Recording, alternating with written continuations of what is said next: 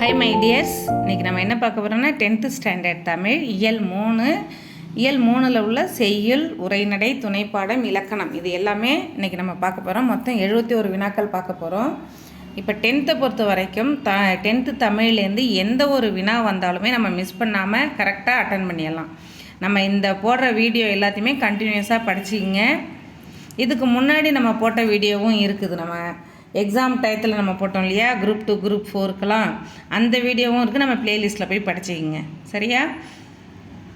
இப்போ குரூப் இயல் 3 பார்க்குறவங்க இயல் 1, 2 படிக்கலை அப்படின்னாக்கா நம்ம ப்ளேலிஸ்ட்டில் எக்ஸாம் டிஎன்பிஎஸ்சி எக்ஸாம்னு இருக்கும், அதில் போய் படிச்சிருங்க. ஓகே, கண்டிப்பாக இதிலேருந்து நம்ம ஒரு வினா கூட நம்ம மிஸ் பண்ணாமல் அட்டன் பண்ணிடலாம் 10th ஸ்டாண்டர்ட் தமிழ். அதுமாரி ஒவ்வொரு ஸ்டாண்டர்டுமே படிச்சிருங்க. இப்போ பாருங்கம்மா, ஃபஸ்ட்டு செய்யுள் விருந்து போற்றுதும். விருந்து போற்றுதலேருந்து என்ன வினா அப்படின்னாக்க, விருந்தே புதுமை என்று கூறும் நூல் எது?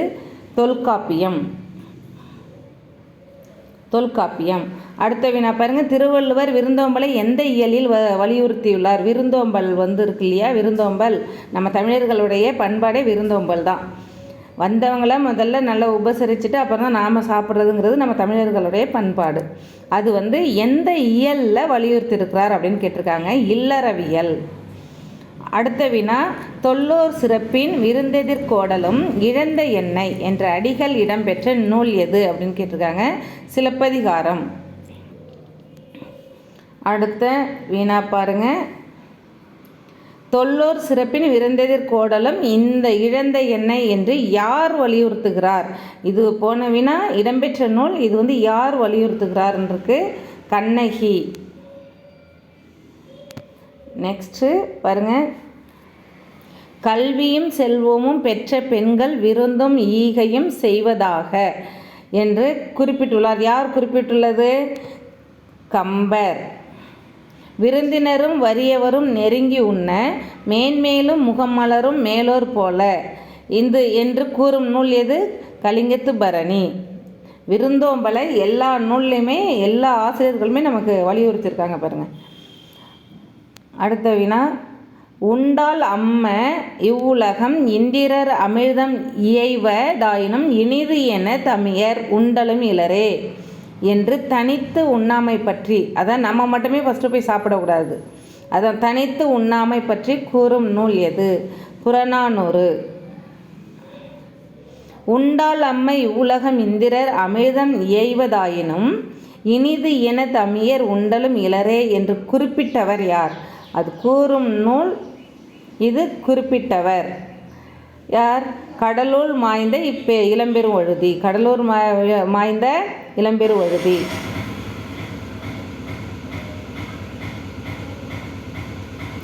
அடுத்த வினா பாருங்க, நடு இரவில் விருந்தினர் வந்தாலும் மகிழ்ந்து வரவேற்று உணவிடும் நல்லியல்பு குடும்ப தலைவிக்கு உண்டு என்று கூறும் நூல் எது?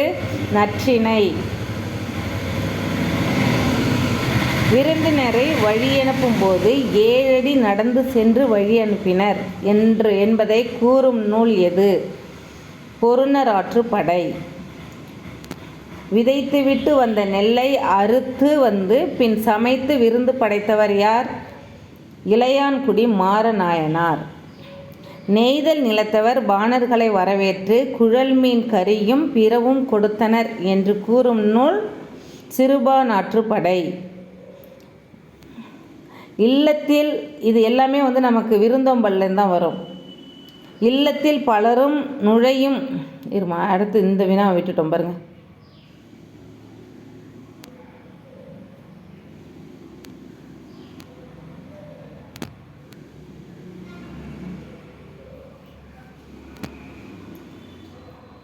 சாரிம்மா, இந்த வினா விட்டுட்டேன் பாருங்கள்.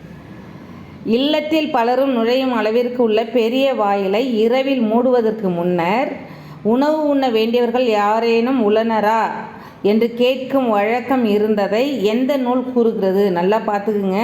அப்போ நம்ம முன்னோர்கள்லாம் எந்த அளவுக்கு விருந்தோம்பலுக்கு இம்பார்ட்டன்ட் கொடுத்துருக்காங்கன்னு பாருங்கள். இல்லத்தில் பலரும் நுழையிற, அதாவது இல்லை நம்ம பெரிய வாயில் இருக்கு இல்லையா, உள்ளார வீட்டுக்குள்ளே நுழையிற வாயில் இருக்கு இல்லையா, அதை போய் நைட்டில் நம்ம லாக் பண்ணுவோம். அந்த லாக் பண்ணுறதுக்கு முன்னாடி வெளியில் யாராவது சாப்பிடாமல் இருக்கீங்களா, உணவு உண்ணாமல் அப்படின்னு கேட்கும் வழக்கம் இருந்ததை நூல் கூறுகிறது. எந்த நூல் அது? குறுந்தொகை.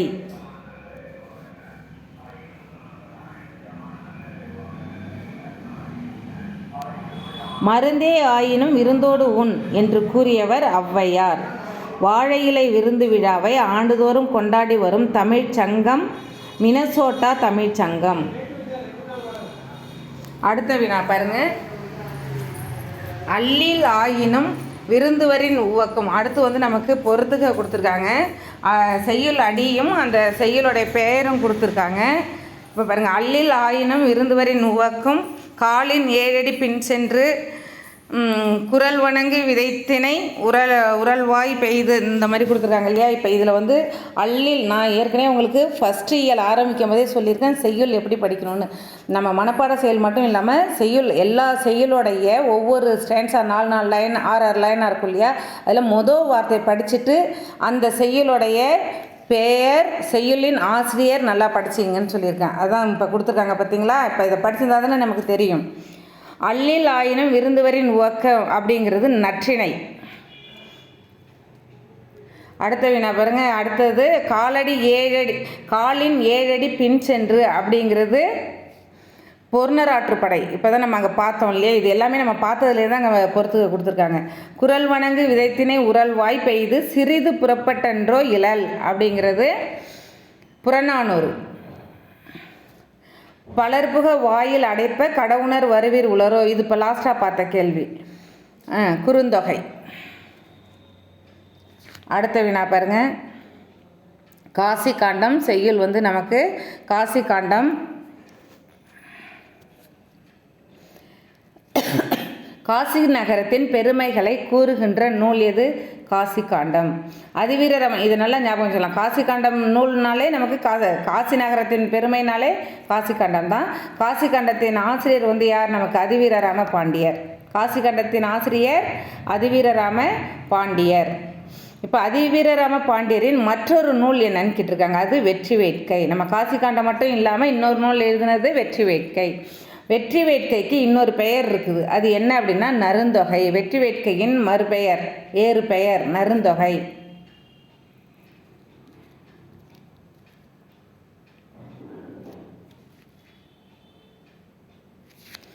அடுத்து பாருங்கம்மா. சீவலமாறன் என்ற பட்ட பெயர் உடையவன், அதாவது சிறப்பு பெயர் இருக்கு இல்லையா, சீவலமாறன் என்னும் சிறப்பு பெயரால் அழைக்கப்படுபவர் யார் அப்படின்னு வினா வந்துச்சுன்னா அதிவீரராம பாண்டியர். அதிவீரராம பாண்டியர். அடுத்து பாருங்கள். கீழ்கண்டவற்றுள் அதிவீரராம பாண்டியர் எழுதாத நூல். இப்போ போன நட அவர் எழுதிய வேறு நூல் கேட்டிருந்தாங்க. இப்போ இதில் எழுதாத நூல் எதுன்னு கேட்டிருக்காங்க. எழுதாத நூல் எது? நலவெண்பா. இப்போ பாருங்கள், நைடதம், வாயு சம்கிதை, திருக்கருவை அந்தாதி, நலவெண்பான்னு இருக்குது. நலவெண்பா. விருந்தினராக ஒருவன் எதிரில் வியத்தல், நன்மொழி இனிது உரைத்து நோக்கல் வருக என உரைத்தல் எழுதல் முன் மகிழ்வென செப்பல். இந்த பாடல் வரிகள் இடம்பெற்ற நூல் எது அப்படின்னு கேட்டிருக்காங்க. இப்போ நீங்கள் அந்த செய்யுளுடைய முதல் வார்த்தையை படிச்சிருந்தீங்கன்னா கண்டிப்பாக நீங்கள் தெரிஞ்சிருந்துருக்கும்.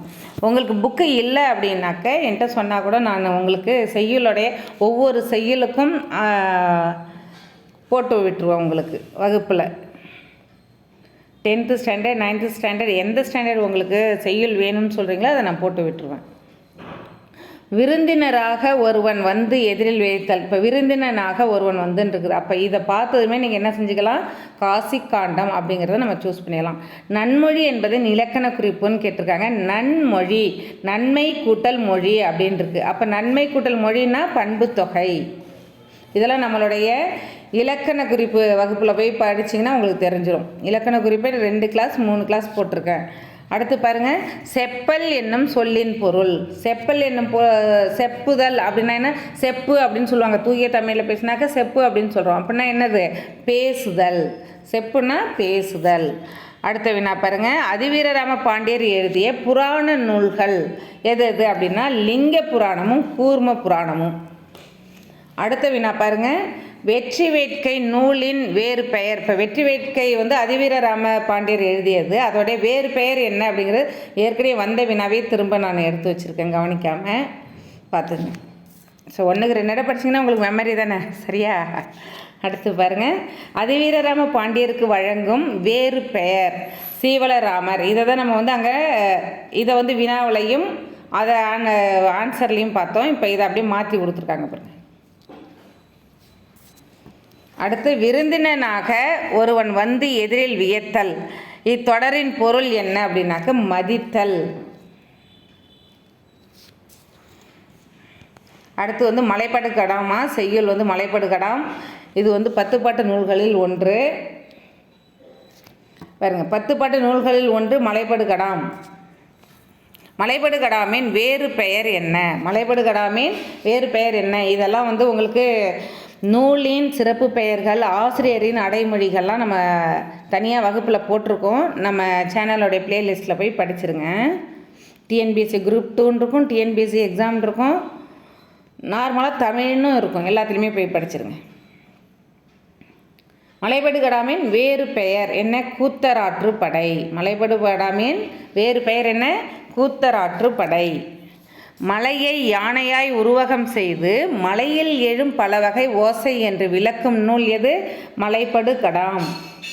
அடுத்த வினா, மலைப்பாடு கடாமின் பாட்டுடை தலைவன் யாரு? நன்னன். அடுத்த வினா, மலைப்பாடு கடாமின் ஆசிரியர் யாருன்னா பெருங்குன்றூர் பெருங்கௌசிகனார். பெருங்குன்றூர் பெருங்கௌசிகனார். அன்று அவன் அசையி அல் சேர்ந்து அல்கி கின்றேறி ஒல்வுனார் கடும்பென செயல் செப்பம் போகி அலங்கு கழை நாளும். நீங்கள் இந்த ஃபஸ்ட்டு லைனை படித்து வச்சிங்க ஞாபகமா? அன்று அவன் அசையி அப்படிங்கிறத படித்து வச்சிங்க போதும். இந்த வரிகள் இடம்பெற்ற நூல் எதுன்னு கேட்டிருக்காங்க. மலைப்பாடு கடாம். அசையி என்னும் சொல்லின் பொருள், அசையிங்கிறதோடைய பொருள் என்னன்னு கேட்டிருக்காங்க. இலைப்பாரி, இதெல்லாம் வந்து அந்த செய்யுளுடைய அறிஞர் பொருள் இருக்கு இல்லையா, பொருள் கூறுக, அதை படிச்சுட்டாலே இங்கே அழகாக அட்டன் பண்ணிடலாம். ஓகேவா? அடுத்து பாருங்கள், அல் சேர்ந்து அல்கி என்ற தொடரில் அல் என்பதன் பொருள் என்னன்னு கேட்டிருக்காங்க. அல் அல் இருக்கு இல்லையா, அல் அல் சேர்ந்து அல்கி என்ற தொடரில் அல் என்பதன் பொருள் என்ன? அல்னா இரவு. அல்னா என்ன? இரவு. அடுத்த வினா, மலைப்பாடு கடாம் என்ற நூலின் மொத்த அடிகள். மலைப்பாடு கடாம் என்ற நூலின் மொத்த அடிகள் எத்தனை அப்படின்னா 583. இரடி பொம்மல் என்பது என்ன? திணை சோறு. இரடி பொம்மல்னா என்ன? திணை சோறு.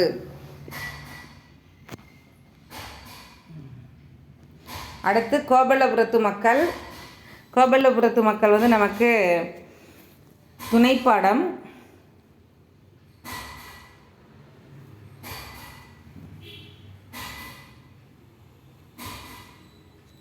பாருங்க, கோவில்பட்டியை சுற்றிய வட்டார பகுதிகளில் தோன்றிய இலக்கிய வடிவம் கரிசல் இலக்கியம். காய்ந்தும் கொடுக்கிற பெய்தும் கொடுக்கிற மழையை சார்ந்து வாழ்கிற மானாவாரி மனிதர்கள் வாழ்க்கை சொல்லும் இலக்கியங்கள் கரிசல் இலக்கியம்.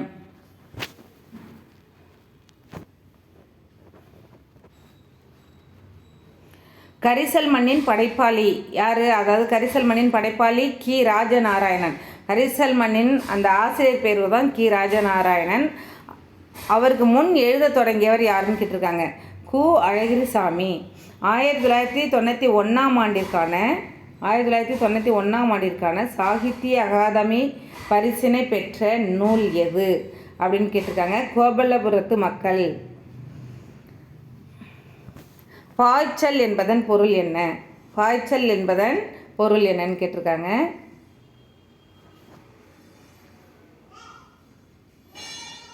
பாய்ச்சல் என்பதன் பொருள் பாத்தி. பதனம் என்பதன் பொருள் கவனமாக. கவனமாக போயிட்டு வாங்க பதனம் அப்படின்னு சொல்கிறோம் இல்லையா, பதனம்னா கவனமாக, கேர்ஃபுல். அடுத்த வினா பாருங்கள், நீத்துப்பாகம் என்பதன் பொருள் வந்து மேல்கஞ்சி. மேல்கஞ்சினா நம்ம நைட்டு சாதம் வடித்து அதில் தண்ணி ஊற்றி காலையில் சாப்பிட்றோம் இல்லையா, அந்த கஞ்சியை தான் சொல்லுவாங்க நீத்துப்பாகம்னு. கடிச்சு குடித்தல் என்பதன் பொருள், இதெல்லாம் வந்து அந்த கதையில் வர வார்த்தைகள், அதனால தான் இதுக்கெல்லாம் பொருள் கேட்டிருக்காங்க. கடிச்சு குடித்தல் என்பதன் பொருள் வாய் வைத்து குடித்தல்.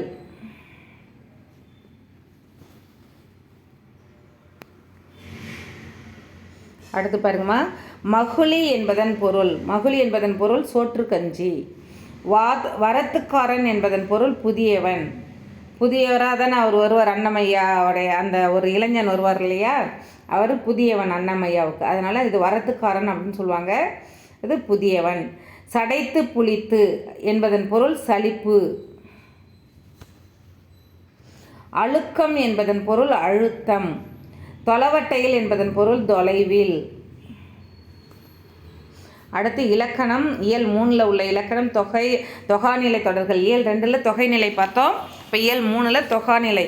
இதெல்லாம் உங்களுக்கு கொஸ்டின் ஆன்சராக கொடுத்துருக்கேன். இது வகுப்பே நம்ம தனியாக நாம் எடுத்துருக்கோம், இலக்கண வகுப்பு. அதுலேயும் போய் படிச்சிருங்க.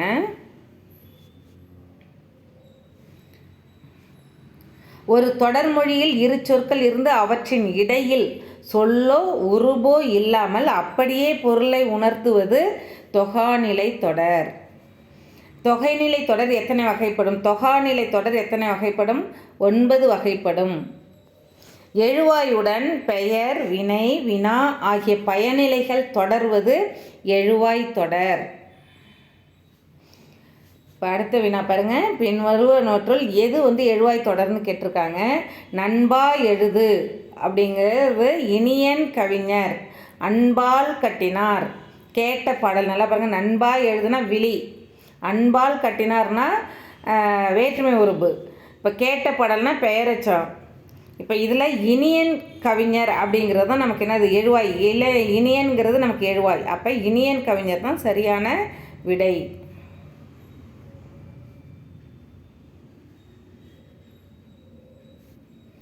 அடுத்த வினா பாருங்கள். பாடினால் கண்ணகி என்பது எவ்வகை தொடர் அப்படின்னு கேட்டிருக்காங்க. பாடினால் கண்ணகி. இப்போ கண்ணகி பாடினால்னு வரும். நம்ம கண்ணகிங்கிறது எழுவாய், பாடினால்ங்கிறது பயனிலை அடுத்து வரணும் இல்லையா. இப்போ பாடினால்ங்கிறது முன்னாடி இருக்குது, பயனிலை முன்னாடி இருக்குது. அது வார்த்தையானது முழுமை பெற்றிருக்கு. இப்போ பாடி, பாடிய அப்படின்னு இல்லை, எச்சமாக இல்லாமல் முழுமை பெற்றிருக்கு. பாடினால்ங்கும்போது ஒரு பெண் பாடினால் அப்படிங்கிறதும் தெளிவாக நமக்கு தெரியுது. காலமும் காட்டுது, பால் காட்டுது, எல்லாமே நமக்கு இதில் தெளிவாக காட்டுது. அப்போ இது என்னது?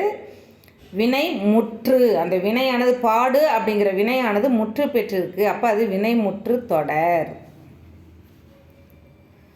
அடுத்து பாருங்கள். இது புரியாதவங்க நம்ம இலக்கண வகுப்பை போய் படிச்சிங்கன்னா புரிஞ்சிடும். அடுத்து பாருங்கள். முற்று பெறாத வினை பெயர் சொல்லை தொடர்வது. முற்று பெறாத ஒரு வினையானது ஒரு பெயர் சொல்லை தொடர்ந்து வந்தால் அதுக்கு பெயர் என்னன்னு கேட்டிருக்காங்க. பெயரெச்ச தொடர், அவ்வளோதான். முற்று பெறாத வினையை எச்சம்னு சொல்லுவோம். பெயரை தொடர்ந்து வந்தால் பெயரெச்சம், அவ்வளோதான். அடுத்து பாருங்கள். முற்று பெறாத ஒரு வினை வினை சொல்லை தொடரணும். அது பெயர் சொல்லை தொடர்றது, இது வினை சொல்லை தொடர்றது. ஒரு முற்று பெறாத வினைங்கிறது என்னது? எச்சம்னு சொல்லியிருக்கோம். எச்சம்,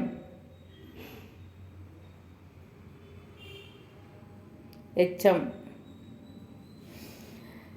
எச்சம்ங்கிறது நம்ம வினைச்சொல்லை தொடர்ந்து வந்தால் அது வினையச்சம், பெயர் சொல்லை தொடர்ந்து வந்தால் அது பெயரெச்சம். சரியா? அடுத்து பாருங்கள்.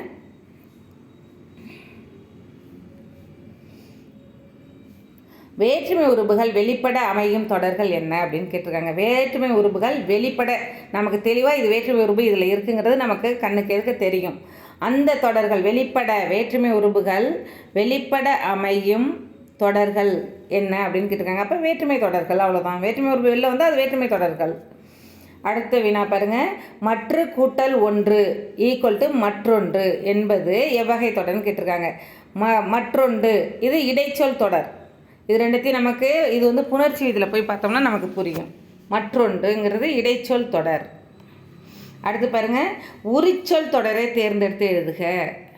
சால, நனி, கடி, தவ இது மாதிரிலாம் நான் உங்களுக்கு நிறைய க்ளூ கொடுத்துருக்கேன் உரிச்சொல் சூஸ் பண்ணுறதுக்கு. இதில் பார்த்தோமே தெரிஞ்சிடும். வருக வருக இரட்டை கிளவி, அடுக்கு தொடர். வந்தார் அண்ணன்கிறது என்னது? பயனிலை தொடர். அடுத்து என்னது? பழக பழகவா அடுத்து இருக்குது. அடுத்து இதில் பாருங்கள். சால சிறந்தது, சால, தவ, நனி, கடி இது சொன்னோம் இல்லையா. அப்போ சால சிறந்தது தான் நமக்கான சரியான ஆன்சர். அடுத்த வினா பாருங்கள். ஒரு சொல் 2, 3 முறை அடுக்கி தொடர்வது என்னது? அடுக்கு தொடர். வாழ்க வாழ்க, ஒழிக ஒழிக அப்படிலாம் வரும் இல்லையா. அடுத்து பாருங்கள், ஒன்றுக்கு மேற்பட்ட வினையெச்சங்கள் சேர்ந்து பெயரை கொண்டு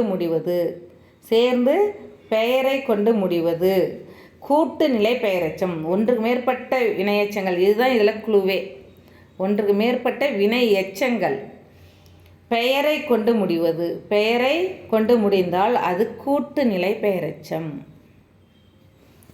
அடுத்த வினா பாருங்கள், இதுதான் நமக்கு கடைசி வினா, 71வது வினா.